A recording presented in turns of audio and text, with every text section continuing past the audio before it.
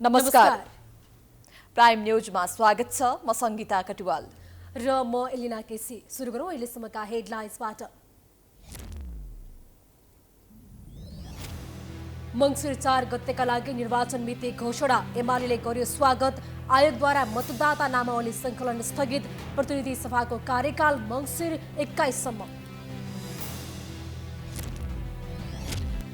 सप्तकोशी बाढीबाट प्रभावित 2500 परिवारको उद्धार, विस्थापित परिवारलाई सुरक्षित स्थानमा स्थानान्तरण। राहतको उचित प्रबन्ध मिलाइएको सरकारको दाबी। चिनिया नागरिक अपहरण काण्डमा प्रहरी नै संलग्न, 1 करोड फिरौती मागेको आरोपमा न्यायाधीशका अङ्गरक्षक सहित 6 जना पक्राउ, अनुसन्धान जारी। 40 माइक्रोन भन्दा पातलो प्लास्टिक प्रयोगमा प्रतिबन्धको कार्यान्वयनमा चुनौती, प्रदूषण बढेकोले प्रतिबन्ध जरुरी, उद्योग धराशायी हुने व्यवसायीको गुनासो। चुनावको मिति घोषणा भए पनि शेयर बजारमा उत्साह देखिएन। आज नेप्से सूचक 38.61 अङ्कले घटेर 2148.16 बिन्दुमा। अमेरिकी सभामुख पेलोसीको ताइवान भ्रमणपछि चीनको युद्ध अभ्यास सुरु, ताइवानको सीमा क्षेत्र र विश्वका प्रमुख जलमार्गमा सैन्य अभ्यासको घोषणा।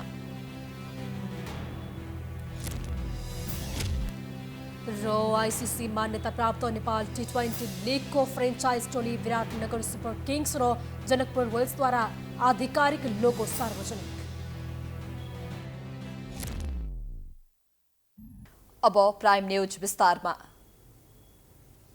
प्रतिनिधि र प्रदेश सभाको निर्वाचनको मिति तोकिएसँगै प्रतिनिधि सभाको कार्यकाल कहिलेसम्म रहने भन्ने अन्योल बढेको थियो। निर्वाचन आयोगले प्रतिनिधि सभा र प्रदेश सभा सदस्यहरूको पदावधि मंसिर 21 गते सकिने बताएको छ। यता कानूनविदहरूले निर्वाचनको मिति घोषणापछि पनि संसद बैठक बस्नुलाई जायज नै मानेका छन्। एक रिपोर्ट। निर्वाचन आयोगले निर्वाचन तयारीका लागि 120 दिनको समय आवश्यक पर्ने बताउँदै आएको थियो।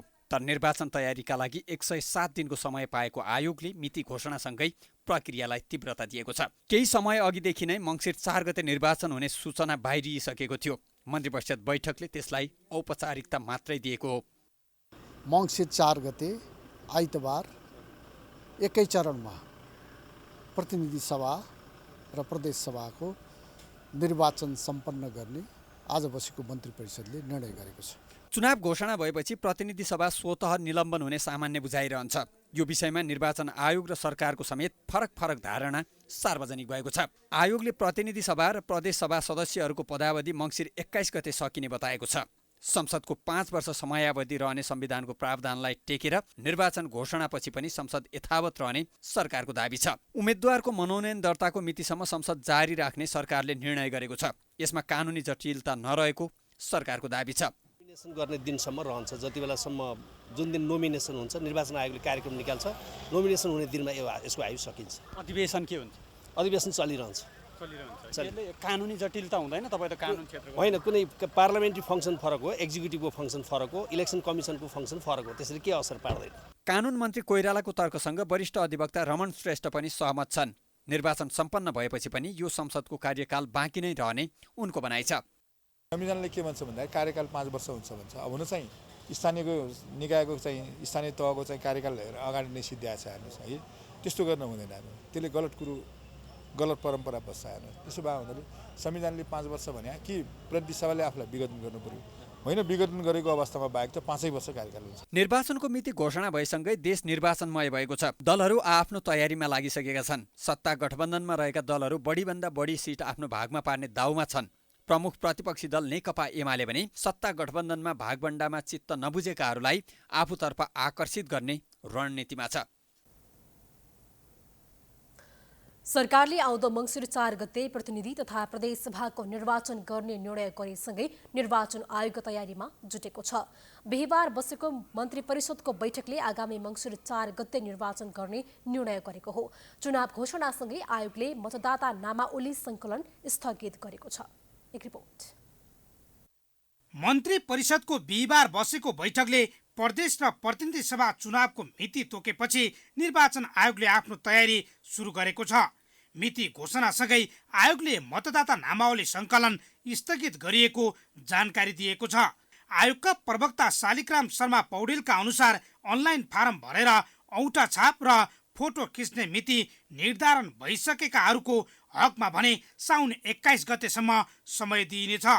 पछिल्लो पटक आयोगले 1 असारदेखि फेरि मतदाता नामावली सङ्कलन गरेको थियो। यो अवधिमा झन्डै 5 लाख मतदाता थपिएको आयोगको आकलन छ। यसैगरी निर्वाचनका लागि दशैं लगत्तै उम्मेदवारी दर्ता गर्ने गरी कार्यतालिका प्रकाशन गरिने भएको छ। यस्तै ब्यारेकमा रहेका सैनिक, वृद्धाश्रममा रहेका व्यक्ति, कर्मचारीलाई अस्थायी मतदाता परिचय पत्र व्यवस्था गरेर समानुपातिक निर्वाचन प्रणालीमा भए पनि सहभागिता गराउने तयारी भएको छ। कैदीबन्दीको लागि, कर्मचारीहरूको लागि अब विभिन्न जसले अस्थायी मतदाता नामावली कलेक्सन गरेर उहाँहरूको समानुपातिकतर्फ मताधिकार सुनिश्चित गर्ने कुराहरू छ। त्यसको सम्बन्धमा आयोगले एक्सर्साइज गरिराखेको छ। विगतमा करिब 8 अर्ब लागतमा चुनाव सम्पन्न गरेको आयोगले भने यो पटकको प्रतिनिधि तथा प्रदेश सभाको निर्वाचनमा 10 अर्ब जति खर्च हुने अनुमान गरेको छ। एकै चरणमा सम्पन्न हुने सो निर्वाचनमा आयोग दल दर्तादेखि मतपत्र छाप्नेसम्म तयारी गरिरहेको छ। विभिन्न निर्देशिकाहरू, कार्यविधिहरू चाहिँ परिमार्जन गर्ने लगायतका कामहरू, त्यसपछि सामग्रीहरू आइसकेपछि ढुवानी गर्ने, मतपत्र छाप्नका लागि कागज खरिद गर्ने, त्यसपछि करिब 8 करोड मतपत्र छापिनुपर्छ। मतपत्रको छपाई कार्यजनक शिक्षा सामग्रीहरू सुरु गर्ने, त्यसलाई नेपाली सेनाको सुरक्षा घेराभित्र चाहिँ ढुवानी गर्ने, त्यसपछि अब निर्वाचन कार्यक्रमहरू प्रकाशित गर्ने, निर्वाचनमा मनोनयन दर्ता गर्ने, उजुरी दिने, दाबी विरोधहरू गर्नेमा फाइनल लिस्ट निकाल्ने, हैन, चिन्ह निर्वाचन चिन्ह बाँड्ने, मतदान गर्ने, यसरी सिरिजहरू चाहिँ 1 बाई 1 हाम्रा कामहरू अगाडि बढ्छन्। यसअघि 2074 सालमा सङ्घीय र प्रदेश सभाको चुनाव 2 चरणमा भएको थियो भने स्थानीय चुनाव भने 3 चरणमा भएको थियो।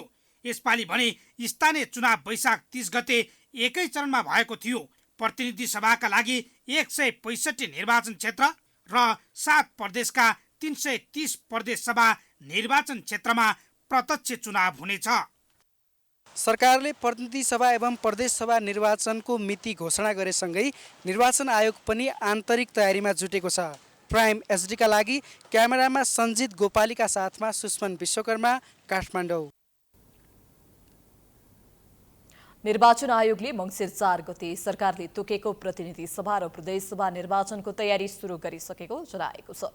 बिहीबार काठमाडौँमा पत्रकार सम्मेलन गर्दै आयोगले निर्वाचन मिति आकस्मिक नभएर अपेक्षित र नियमित भएको भन्दै निर्वाचनको तयारी सुरु गरिसकेको जनाएको हो।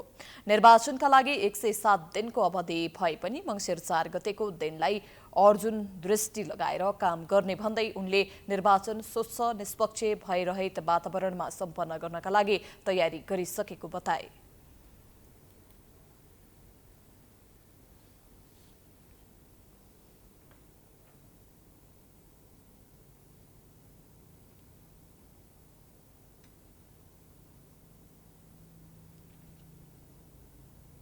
एक 107 दिनको अवधि भए पनि यद्यपि हाम्रो चाहिँ प्रवक्ताज्यूले यसलाई केही प्रकाश पारि नै सक्नु भएको छ विज्ञप्ति मार्फत।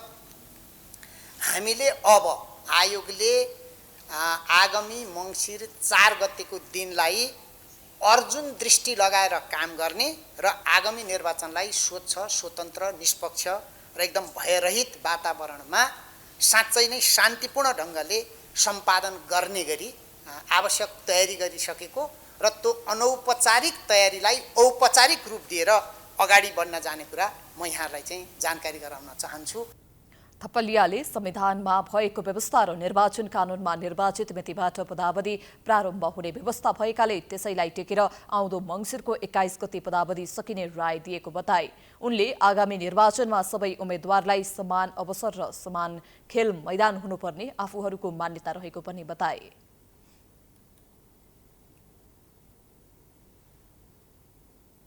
संविधानमा भएको व्यवस्था र निर्वाचन सम्बन्धी कानुनमा भएको व्यवस्था अनुसार निर्वाचित मितिबाट यो चाहिँ पदावधि प्रारम्भ हुन्छ भन्ने व्यवस्था भएकोले त्यसैलाई टेकेर आउँदो मङ्सिरको 21 गते पदावधि समाप्त हुन्छ भन्ने कुरा हामीले लिखित रूपमै पेश गरेका थियौँ।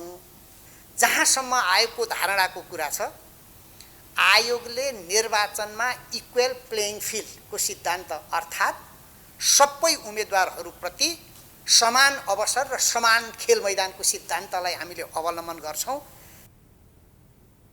प्रमुख निर्वाचन आयुक्त थपलियाले सहज सूचनाको पहुँचका लागि आयोगमा प्रेस केन्द्र स्थापना गरिने जानकारी दिए। उनले मतदाता शिक्षालाई प्रभावकारी बनाइने र मतपत्र तथा मतपेटिका फरक फरक हुने भएकाले मतबदर हुने सम्भावना कम हुने जिकिर गरे। उक्त निर्वाचनमा 1,86,00,000 मतदाता हुने सम्भावना रहेको आयोगले जनाएको छ। पत्रकार सम्मेलनमा प्रमुख निर्वाचन आयुक्त दिनेश कुमार थपलियाले यसअघिको निर्वाचनपछि अहिलेसम्म करिब 10 लाख मतदाता बढ्ने अनुमान रहेको बताए। निर्वाचनको मिति घोषणा भएसँगै मतदाता नामावली संकलन कार्य बन्द गरिएको थपलियाको भनाइ छ। बुधबार सप्तकोशीमा आएको बाढीका कारण उदयपुरमा 2,400 घर परिवार विस्थापित भएका छन्। बेलका नगरपालिका 8 डुम्री बोटे लाहुरे खोजबाट सप्तकोशीको धार तटीय क्षेत्रमा पसेपछि बेलका नगरपालिकाको विभिन्न वडाहरू डुबान परेका थिए। बाढीबाट करिब 25,000 मानिसहरू प्रभावित भएका छन्। एक रिपोर्ट। सप्तकोशीमा आएको बाढीका कारण सुनसरी, उदयपुर र सप्तरीका बस्तीहरू प्रभावित भएका छन्। बाढीमा फँसेका बेलका नगरपालिका 3 र बराहा क्षेत्र नगरपालिका 6 र 9 का 2,400 घरधुरीलाई सशस्त्र प्रहरी, नेपाल प्रहरी, नेपाली सेना, स्थानीयवासीको सहयोगमा उद्धार गरिएको छ भने हालसम्म कुनै मानवीय क्षति नभएको बताइएको छ। बाढीबाट करिब 25,000 मानिस प्रभावित भएका छन्। सप्तकोशीमा आएको बाढीले सुनसरी, उदयपुर र सप्तरीका बस्तीहरू प्रभावित भएका छन्। सबै वस्तु भाउ सबै छोडिराखेर हिँडेको के गर्नु, निस्का कि निस्का भन्छन् मान्छेले। सरकारले तत्काल बाढीमा फँसेकाहरूलाई उद्धार र राहत उपलब्ध गराउने जनाएको छ। परराष्ट्र मन्त्री डाक्टर नारायण खड्काले सप्तकोशी नदीमा आएको बाढी पीडितका लागि केन्द्रीय सरकारले राहत र उचित व्यवस्थापन गर्ने बताएका छन्। बिहिबार उदयपुरका विभिन्न स्थान र कोशी कटान क्षेत्रको निरीक्षण गर्दै मन्त्री खड्काले बाढी पीडितका लागि सरकारले उचित प्रबन्ध गर्ने बताए। ठुलो त यो एउटा धार एउटा भँगालो यहाँ पस्यो, यसले धेरै हजारौँ अब हाम्रो आदरणीय दाजुभाइ दिदीबहिनीहरू विस्थापित हुनु परेको छ। अब यो मन लाग्छ अब यो अहिले तत्कालै अस्ति पनि म 15 दिन अगाडि आएको थिएँ यहाँ, जे जति गर्न सकिन्छ हामीले गर्ने भनेर भन्यौँ। अब अहिले आएर यो अलिकति यो नदी पस्यो, अब यसको तत्काल यो करेन्ट जुन चाहिँ यसलाई रोकथाम गर्नलाई चाहिँ त अब बाँधसाथ बाँध्ने काम अहिले अलिकति गाह्रो छ। तर पनि यसलाई हामीहरू चाहिँ नेपाल सरकारले पनि गर्छ। आज पनि मैले यहाँ हुँदाहुँदै पनि माथि काठमाडौँ फोन गरेर यसो आज हाम्रो क्याबिनेटमा यसलाई विशेष प्रस्तावको रूपमा राहतदेखि लिएर व्यवस्थापन जे जति गर्न सकिन्छ त्यो सबै गरिदिनुको लागि भनेर पनि मैले अनुरोध गरेको छु। उता सप्तकोशी नदीको अस्थायी बाँध फुटेपछि सप्तरीको सप्तकोशी नगरपालिका, कञ्चनरूप नगरपालिका र हनुमान नगर कङ्कालिनी नगरपालिका क्षेत्रमा त्रास बढेको छ। बाँध सप्तकोशी नदीको बाढीले भत्काएपछि बाढी पस्ने चिन्ताले स्थानीय त्रसित भएका छन्। स्थानीय प्रशासनले उक्त क्षेत्र जोखिममा रहे पनि अहिलेसम्म बाढी नपसेको र कुनै क्षति नभएको जानकारी गराएको छ। तर जोखिम कायमै भएकोले सप्तकोशी नगरपालिका, कञ्चनरूप नगरपालिका र हनुमाननगर कङ्कालिनी नगरपालिकाका केही वडाका बासिन्दालाई सतर्क रहन र तटीय क्षेत्रमा नजान प्रशासनले सचेत गराएको छ। यो अहिले आएको बाढीबाट कहीँ कतै मानवीय र त्यस्तो भौतिक क्षति गराएको अवस्था छैन। तर गोबरगाडामा एउटा सामुदायिक भवन र विद्यालय भवन त्यो कोशीले कटान गरेको कारणले गर्दाखेरि क्षतिग्रस्त भएको अवस्था छ र त्यहाँ रहेका करिब 200-250 मानिसहरू अहिले पनि सुरक्षित अवस्थामा रहेको कारणले गर्दाखेरि यो अहिले पछिल्लो समय आएको बाढीबाट सप्तरी जिल्लामा खासै त्यस्तो मानवीय र भौतिक क्षति भएको अवस्था छैन। यसैबीच कोशी नदीको बाढीले घेरिएको हनुमाननगर कङ्कालिनी नगरपालिका 13 मा पर्ने विकट गाउँ गोबरगाडा स्थित आधारभूत विद्यालय र स्वास्थ्य चौकी कटान गर्न थालेको छ। वर्षायाममा डुङ्गा प्रयोग गरी मात्र पुग्न सक्ने उक्त गाउँमा कटान सुरु भएको खबर आएपछि नियन्त्रणका लागि आवश्यक प्रयास सुरु गरिएको स्थानीय प्रशासनले जनाएको छ। यता बाढी पूर्वानुमान महाशाखाले बिहिबार र शुक्रबार कोशी र नारायणी आसपासको तटीय क्षेत्रमा सतर्कता अपनाउन आग्रह गरेको छ। नेपाली कांग्रेसका नेता मेन बहादुर विश्वकर्माले अब शान्ति, समृद्धि र विकासमा दलहरूबीच प्रतिस्पर्धा हुने बताएका छन्। रिपोर्टर्स क्लब नेपालले आयोजना गरेको साक्षात्कारमा बोल्दै उनले आगामी निर्वाचनसम्म नै वर्तमान 5 दलीय गठबन्धन कायम रहने बताए। विश्वकर्माले अहिलेको 5 दलीय गठबन्धन राष्ट्रिय राजनीतिको आवश्यकता भएको उल्लेख गरेका छन्। कांग्रेसले स्थानीय तहको निर्वाचनमा 2074 को भन्दा राम्रो नतिजा र परिणाम ल्याएको भए पनि आफू अझै सन्तुष्ट नभएको उनको भनाइ छ। उनले प्रधानमन्त्री देउवाले कार्यव्यस्तताको कारण अमेरिकाको भ्रमण नगरेको स्पष्ट पारे।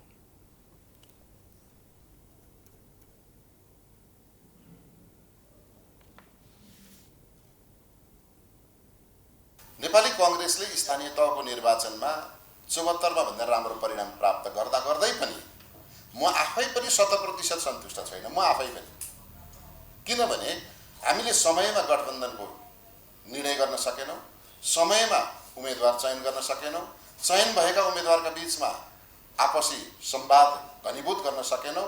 त्यसैले परिणाम चाहेको भन्दा कम आयो। हामीले पनि, किनभने हामीले जम्मा 35% मात्रै गठबन्धन गरेका थियौं। गठबन्धन गरेको ठाउँमा भन्दा गठबन्धन नगरेको ठाउँमा बढी जित्यौं हामीले। त्यस्तै एमालेका सचिव टोप बहादुर रायमाझीले राजनीतिक दल र नेताहरूप्रति जनताको वितृष्णा रहेको भन्दै यसबारेमा समीक्षा हुनुपर्ने बताए। निर्वाचनमा कसले जित्छ भनेर अहिले अड्कालबाजी गर्ने बेला नभएको उनको भनाइ छ। राजनीतिक पार्टी मात्रै होइन, त्यो गठबन्धन मात्रै होइन, राजनीतिक पार्टीप्रति वितृष्णा पैदा हुँदै गइरहेको छ। जनतामा अविश्वास पैदा हुँदै गइरहेको छ। यो विकास र समृद्धिको यो महान अभियानलाई, लक्ष्यलाई हामीले पूरा गर्न सक्दैनौँ। देश अग्रगतितिर होइन कि अधोगतितिर अगाडि बढिरहेको छ।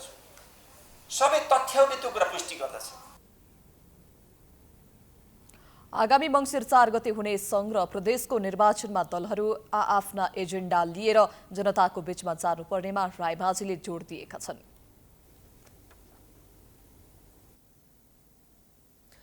निर्वाचनको मिति घोषणा भएको सन्दर्भमा हामीले सर्वसाधारणसँग प्रतिक्रिया लिएका छौं। प्रदेश र प्रतिनिधि सभाको निर्वाचनको विषयमा सर्वसाधारणले व्यक्त गरेको धारणा आजको आम विचारमा।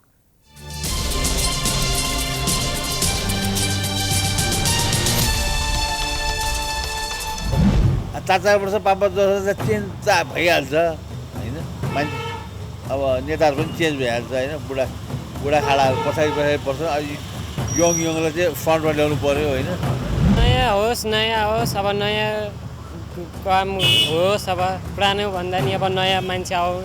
अब पुरानैले अब गर्दैनन्। अब यस्तै भइरहेछ। अब नयाँ हालौँ। अब नयाँ मान्छेहरू आउन्। अब नयाँ प्रगति होस्। अब त्यही हो। अब राम्रो चाहन्छु, त्यही हो। एकदम मार्गदर्शन दिने खालको राम्रो खालको मान्छे चाहियो होइन। राम्रो खालको नेता चाहियो हामीलाई चाहिँ। लुडे लाग्ने यस्तो यो ऊहरू चाहिँ चाहिएन। अलिकति देशलाई चाहिँ गम्भीर रूपबाट अगाडि बढाउने खालको नेताहरू चाहिँ हामीलाई आवश्यक छ। हेर्नुहोस्, अब अहिलेसम्म नेता जति छान्यौँ हामीले कुनै पनि नेता राम्रो आएन। सबैजनाले गर्छु भन्छ, हजुर गर्दै घर राम्रो, तर गर्ने बेलामा उनीहरूले केही पनि गर्दैन। हामीलाई त जसले देश राम्रो गर्छ, जनताले राम्रो गर्छ, त्यो नेता चाहिने हो। देशमा कस्तो भने राम्रो मान्छे आउनु पर्यो के मेन कुरो चुनाव लड्नुको लागि। कि गरिबलाई पनि राम्रो होस् होइन। हरेक चिज महँगो भइरहेको छ। अहिले ग्यासको कहाँ पुगिसक्यो होइन। यो सरकारहरू आफ्नो मात्रै धुनमा छ क्या। गरिबलाई हेर्नेवाला छैन कोही पनि।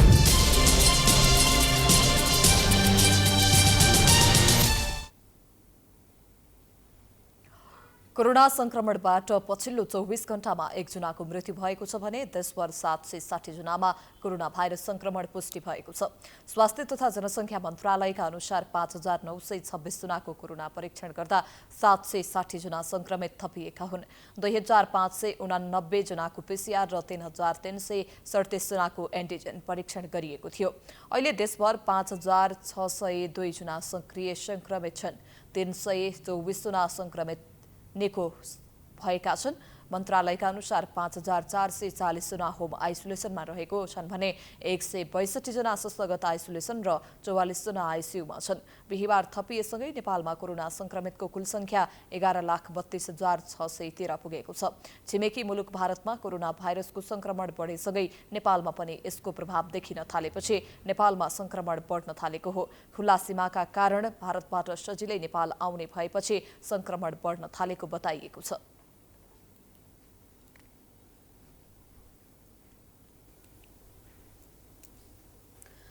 वातावरण प्रदूषण नियन्त्रण गर्न सरकारले 1 वर्ष अघि 40 माइक्रोन भन्दा पातलो झोलाको प्रयोगमा प्रतिबन्ध लगाउने घोषणा गरे पनि त्यसको कार्यान्वयन गर्न सकेको थिएन। यो योजना पुनः कार्यान्वयनमा ल्याउन सरकार फेरि तातेको छ।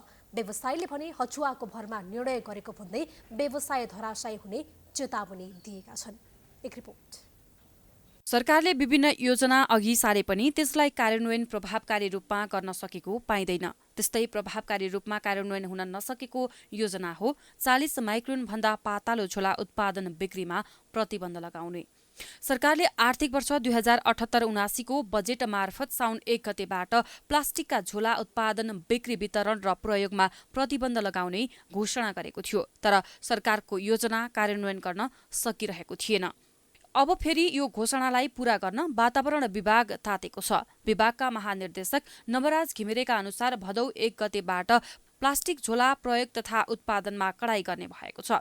प्लास्टिकका झोलाले प्रदूषण बढाएकोले त्यसको प्रतिबन्ध अति आवश्यक भएको उनको भनाइ छ। प्लास्टिकको झोला नियन्त्रणको अरू कुनै चाहिँ उद्देश्य होइन। एक मात्र उद्देश्य भनेको प्लास्टिकको झोलाले वातावरणमा पारेको जुन नकारात्मक प्रभाव छ त्यो नकारात्मक प्रभावलाई नियन्त्रण गर्ने हो र त्यो नियन्त्रण गर्नको निमित्त प्लास्टिक झोलालाई हामीले नियन्त्रण नगरिकन उपाय छैन।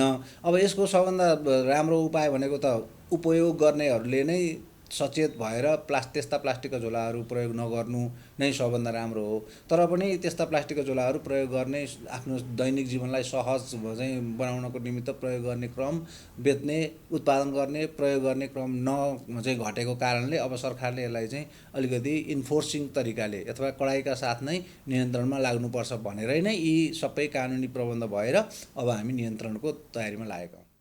सरकारको यो निर्णयले प्लास्टिक उद्योगमा भएको लगानी जोखिममा परेको भन्दै प्लास्टिक उद्योग व्यवसायीहरूले विरोध जनाएका छन्। सरकारले हचुवाको भरमा प्लास्टिक उत्पादनमा रोक लगाएको आरोप नेपाल प्लास्टिक उद्योग सङ्घको छ। स्वदेशी उत्पादनलाई प्रतिबन्ध लगाएर आयातित प्लास्टिकलाई प्रोत्साहन गरिए स्वीकार गर्न नसकिने सङ्घका अध्यक्ष शरद शर्माले स्पष्ट पारेका छन्। अरू अन्य ठाउँबाट छिमेकी राष्ट्रहरूबाट अथवा अन्य हामीसँग सम्बन्धित नभएका उद्योगहरूले चाहिँ यदि उत्पादन गरेर ल्याएमा चाहिँ हामीले कम्पिटिसनमा भाग लिन सक्दैनौँ। उद्योगहरूलाई चाहिँ कम्पिटिसन गरेर मार्केटमा टिक्नलाई नै गाह्रो हुन्छ। त्यसैले गर्दा सरकारलाई चाहिँ हामीले अनुरोध के छ भने 20 माइक्रोनले नै पुग्छ, 40 माइक्रोन नगरौँ, 20 माइक्रोनमा हामी चाहिँ स्टिक भएर बसौँ भन्ने एउटा सरकारसँग अनुरोध छ। अर्को दोस्रो कुरो चाहिँ होइन 40 माइक्रोनको गर्नुपर्छ भने हामी सबैजना तयार छौँ। हामीले अन्यलाई पनि अहिले पहिलेदेखि नै भनिरहेको छु 40 माइक्रोनको निकाल्नुहोस् भनेर। तर हामी चाहिँ 40 माइक्रोनको उत्पादन गर्ने, बजारमा 20 माइक्रोन 15 माइक्रोनका बजारमा प्लास्टिकका झोलाहरू आयो भने, प्लास्टिकको झोलाहरू उत्पादन गरेर बिक्री वितरण भयो भने त हामी चाहिँ कम्पिटिसनमा जान सक्दैनौँ नि, हाम्रो उद्योग त बन्द हुन्छ नि। त्यसैले त्यतातिर पनि सरकारको ध्यान आकर्षण गर्न चाहन्छु। तर विभागले भने 40 माइक्रोन भन्दा माथिका झोलामा रूपान्तरण गर्ने हुँदा यस निर्णयले उद्योगीहरूलाई असर नपुग्ने दाबी गर्दै आएको छ। नेपालको संविधानको धारा 30 ले प्रत्येक नेपाली नागरिकलाई स्वच्छ र स्वस्थ वातावरणमा बाँच्न पाउने हकलाई मौलिक हकको रूपमा स्वीकार गरेको छ। जस अनुसार विभागले वातावरणीय प्रदूषण कम गराउन डिपार्टमेन्ट स्टोर, सपिङ महल, व्यापारिक प्रतिष्ठानमा प्लास्टिकको झोलाको सट्टा सुती, जुट वा कागजको झोला प्रयोग गर्न विकल्प दिएको छ। प्लास्टिकको झोला बाल्दा डाइअक्सिन, फ्युरान जस्ता विषालु ग्यास उत्सर्जन हुने भएकोले पनि यसलाई रोक लगाउनु पर्ने विभागको भनाइ छ। प्लास्टिक झोला कुहिएर वातावरणमा मिल्न नसक्ने भएकोले फोहोर व्यवस्थापनमा समस्या हुने भएकोले प्लास्टिक झोला प्रतिबन्ध लगाउने योजना सरकारले अगाडि बढाएको हो। नेकपा एमालेका सांसद डाक्टर भीम रावलले अमेरिकी स्टेट पार्टनरशिप प्रोग्राममा नेपाल सहभागी नहुने भने सरकारले अमेरिकालाई पठाएको पत्र संसदीय समितिमा पेश गर्नुपर्ने बताएका छन्। सिंहदरबारमा बिहिबार बसेको संघीय संसद अन्तर्गतको मिति राज्यका निर्देशन, सिद्धान्त र नीति दायित्वको कार्यान्वयन अनुगमन तथा मूल्याङ्कन समितिको बैठकमा रावलले एसपीपीमा सहभागी नहुने निर्णय गरेर अमेरिकालाई नै पत्र पठाइसकेको अवस्थामा सरकारले संसदीय समितिमा उक्त पत्र पेश गर्नुपर्ने बताएका हुन्। एसपीपी कार्यक्रममा सहभागी नहुने भनी पठाएको पत्र सार्वजनिक गर्न ढिलाइ भएकै कारण सरकारप्रति अविश्वास बढेको उनको भनाइ छ। संसदीय समितिको निर्णय कानुनी शासन मान्ने सरकारले मान्नुपर्ने रावलले बताए। उनले समितिले मागेका कागजात नपठाएर सरकारले समितिको अवमूल्यन गरेको आरोप पनि लगाए।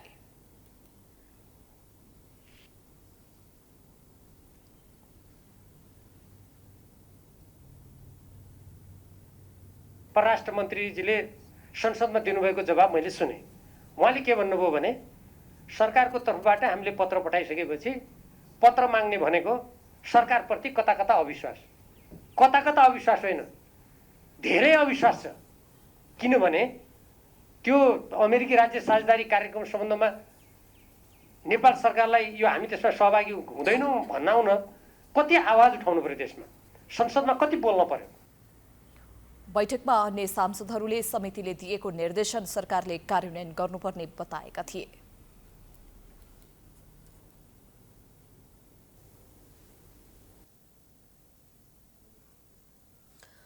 द्वन्द्व पीडित सुरक्षाकर्मीका परिवारले सरकारले द्वन्द्व पीडितसँग भएको सहमति कार्यान्वयन गर्न माग राख्दै विगत 7 दिनदेखि अनिश्चितकालीन धरना दिइरहेका छन्। उनीहरूले आफ्ना मागहरू सम्बोधन नभएसम्म सडकबाट सङ्घर्ष गरिरहने चेतावनी समेत दिएका छन्। सुरक्षाकर्मी बिना शान्ति कायम हुँदैन, शहीद र घाइते सुरक्षाकर्मीको योगदानको कदर गर, मानव अधिकारको गम्भीर उल्लङ्घनकर्तालाई कारबाही गर, सत्य निरूपण आयोगबाट धोका भो, बहादुर सुरक्षाकर्मीको कदर गर भन्ने नारा लेखिएका प्लेकार्ड सहित धरनामा बसेका छन्। द्वन्द्व पीडित सुरक्षाकर्मी र परिवार संस्थाका संयोजक रणवीर लावतीले आफूहरूका मुद्दाहरू सरकारले सम्बोधन नगर्दासम्म सडकमै धरना दिने बताए। जबसम्म माग मुद्दा समाधान हुँदैन तबसम्म हामी यो बाटो र सडकमा बस्न हामी जति हेरान बस्छौँ। पानी परे पनि हामीलाई केही हुँदैन, घाम लागे पनि केही हुँदैन, हावाहुरी भए पनि केही हुँदैन, किनभने हाम्रो मुद्दा छिचल्नु छ, हामीले मुद्दा पास गर्नु छ। बेपत्ता पारिएका व्यक्तिको छानबिन, सत्य निरूपण तथा मेलमिलाप आयोग ऐन 2071लाई संशोधन गर्न बनेको विधेयकमा घाइते सुरक्षाकर्मीहरूका माग समावेश गराउनका लागि उनीहरू सरकारलाई निरन्तर दबाव दिँदै आइरहेका छन्।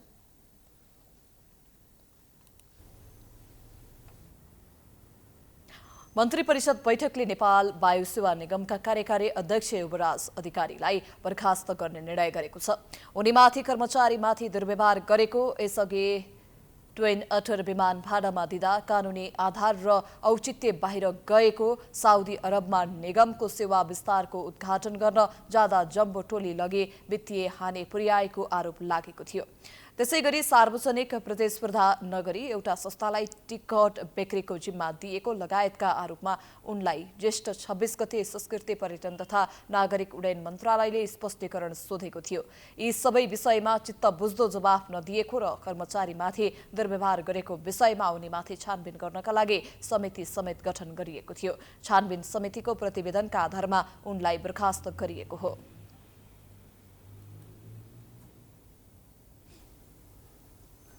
भोजपुरको पौवादुङमा गाउँपालिकाले जिल्लामा पहिलो पटक वडा स्तरबाट सामाजिक सुरक्षा भत्ता वितरण थालेको छ। गाउँपालिकाका नागरिकलाई सहज सेवा पुर्याउने उद्देश्यले वडा स्तरबाट सेवा सुरु गरेको हो। घर नजिक वडा कार्यालयबाट नै सुरक्षा भत्ता पाउँदा स्थानीय पनि खुसी भएका छन्। एक रिपोर्ट। भोजपुरको पौवादुङमा गाउँपालिकाले विशेष गरेर वृद्ध तथा अशक्त नागरिकलाई लक्षित गरेर जिल्लामा पहिलो पटक वडा कार्यालय तथा टोल स्तरबाट भत्ता वितरण थालेको छ। वडा स्तरबाट नै भत्ता वितरण थालेपछि विभिन्न समस्या झेल्दै आएका वृद्ध तथा अशक्त नागरिकहरूलाई सहज भएको छ। अहिले चाहिँ एकदम सुविधा राम्रो लाग्यो, खुसी भएर अब बाँच्नु कति दिन होला र पालिकामा चाहिँ भनौँ पाइन्थ्यो पहिला, अहिले पनि सुरु किरण राई अध्यक्षले यही अब मिलाइदियो, एकदम धन्यवाद, हामीलाई खुसी लागेको छ। गाउँपालिकाले घुम्ती शिविर मार्फत टोलका मानिसहरू भेला गरेर वडा कार्यालयबाट सामाजिक सुरक्षा भत्ता वितरण गर्न थालेको हो। खास गरेर सामाजिक सुरक्षा भत्ता लिन सहजता थप्नको लागि यस्तो कामको थालनी गरेको गाउँपालिकाले जनाएको छ। सरकारले राहतको रूपमा दिएको सामाजिक सुरक्षा भत्ता लिन आउँदा समस्या भएको गुनासो बढेपछि स्थानीयको सहजताका लागि कार्यपालिका बैठकबाट निर्णय गरी वडाबाटै भत्ता वितरण थालिएको गाउँपालिकाले जनाएको छ। पहिलो एजेन्डा भनेको प्रत्येक नागरिकको घर दैलोमा सेवा सुविधा प्रवाह गर्ने रहेको छ। त्यो सेवा सुविधा प्रवाह गर्ने एजेन्डा अनुसार हामीले नागरिकहरूलाई प्रत्येक वडाबाट अहिले यो वर्षाको अब झरी बादलको बावजुद पनि सामाजिक सुरक्षा भत्ता वडामा ल्याएर वितरण गर्ने कार्य हामीले थालेका छौँ र हामीले घोषणापत्रमा लेखेका कुराहरू पुरा गर्दैछौँ। हालसम्म गाउँपालिकाभरि 1471 जनाले भत्ता पाउँदै आएको गाउँपालिकाले जनाएको छ। गाउँपालिकाले शारीरिक रूपमा अशक्त भएर सामाजिक सुरक्षा पाइरहेकाहरूलाई सहयोगी सरसामान पनि वितरण गर्दै आएको छ। अशक्त नागरिकलाई हिन्डुलमा सहजता पुर्याउने उद्देश्यले आवश्यकताका आधारमा सहयोगी सामग्री वितरण गरेको गाउँपालिकाले जनाएको छ। गाउँपालिकाले नागरिकलाई सहज रूपमा सेवा पुर्याउने उद्देश्यले थालेको कामको सबैले प्रशंसा गरेका छन्। प्राइम एचडीका लागि भोजपुरबाट गणेश विष्टको रिपोर्ट।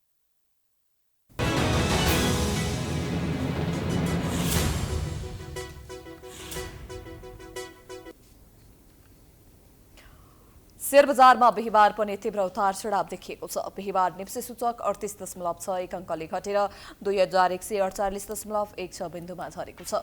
बिहिबार चुनाव घोषणा भए पनि त्यसले बजारमा सकारात्मक प्रभाव पार्न सकेन। बरु उल्टै चुनाव घोषणा भएपछि बजारमा झनै नकारात्मक प्रभाव पारेको देखिएको छ। बिहिबार 3 अर्ब 76 करोड 80,80,173 रुपैयाँ बराबरको 85,69,005 किता शेयर कारोबार भएको छ।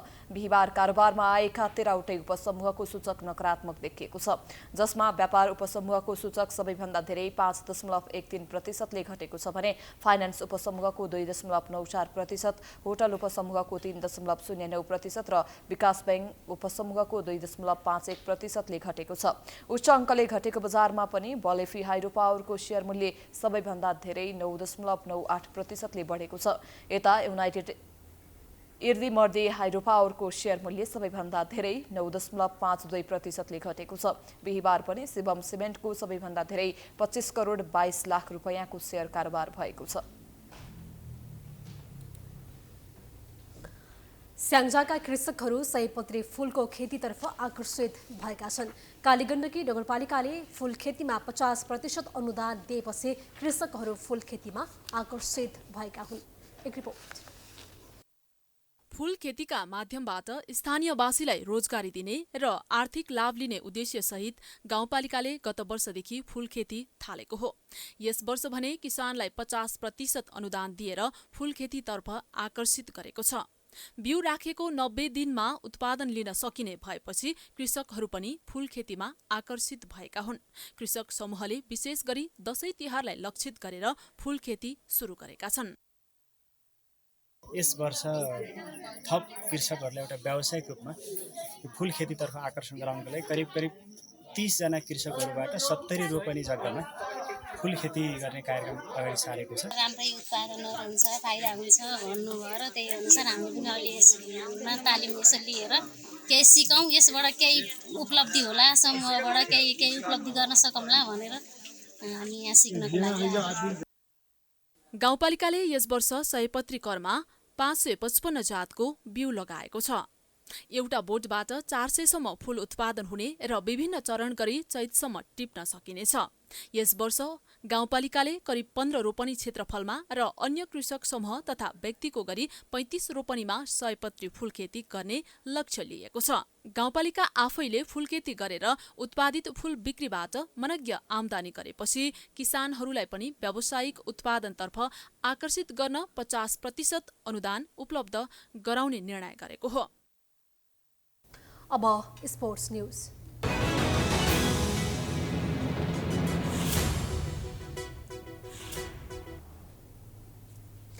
नेपाल टी20 लिगको फ्रेन्चाइज टोली विराटनगर सुपर किङ्स र जनकपुर रोयल्सले आधिकारिक लोगो सार्वजनिक गरेको छ। बिहिबार काठमाडौँमा आयोजित एक कार्यक्रमका बीच विराटनगर र जनकपुरले लोगो सार्वजनिक गरेको हो। नेपाल क्रिकेट संस्थानको आयोजनामा हुन लागेको नेपाल टी20 लिगमा दुवै टोलीले सहभागिता जनाउँदैछन्। लिगमा विराटनगर र जनकपुर सहित 6 टोलीले सहभागिता जनाउँदैछन्। लिग असोज 8 देखि कार्तिक 5 गतेसम्म आयोजना हुनेछ। क्यालले आयोजना गर्न लागेको पहिलो फ्रेन्चाइज क्रिकेट प्रतियोगितालाई अन्तर्राष्ट्रिय क्रिकेट परिषद आइसिसीले मान्यता दिएको छ।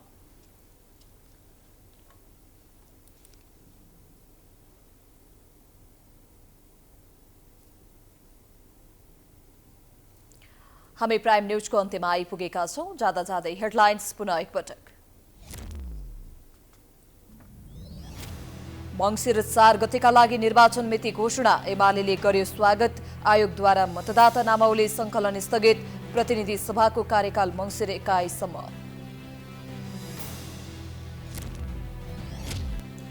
सप्तकोशी बाढीबाट प्रभावित 2500 परिवारको उद्धार, विस्थापित परिवारलाई सुरक्षित स्थानमा स्थानान्तरण, राहतको उचित प्रबन्ध मिलाइएको सरकारको दावी। चिनिया नागरिक अपहरण काण्डमा प्रहरी नै संलग्न, 1 करोड फिरौती मागेको आरोपमा न्यायाधीशका अंगरक्षक सहित 6 जना पक्राउ, अनुसन्धान जारी।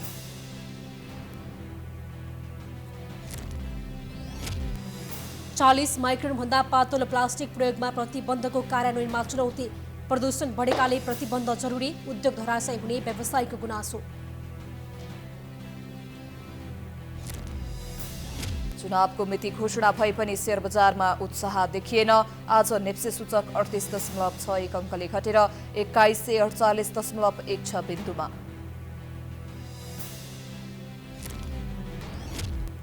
अमेरिकी सभामुख पेलोसीको ताइवान भ्रमणपछि चीनको युद्ध अभ्यास सुरु, ताइवानको सीमा क्षेत्र र विश्वका प्रमुख जलमार्गमा सैन्य अभ्यासको घोषणा।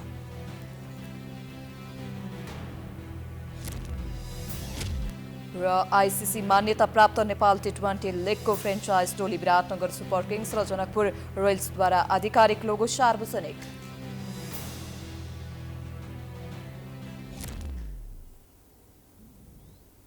प्राइम न्यूज अहिलेलाई सकियो। यसपछिको प्रस्तुति जनता जान्न चाहन्छन् ऋषि धमलाको साथमा। हेर्दै गर्नुहोला प्राइम टाइम्स। नमस्कार।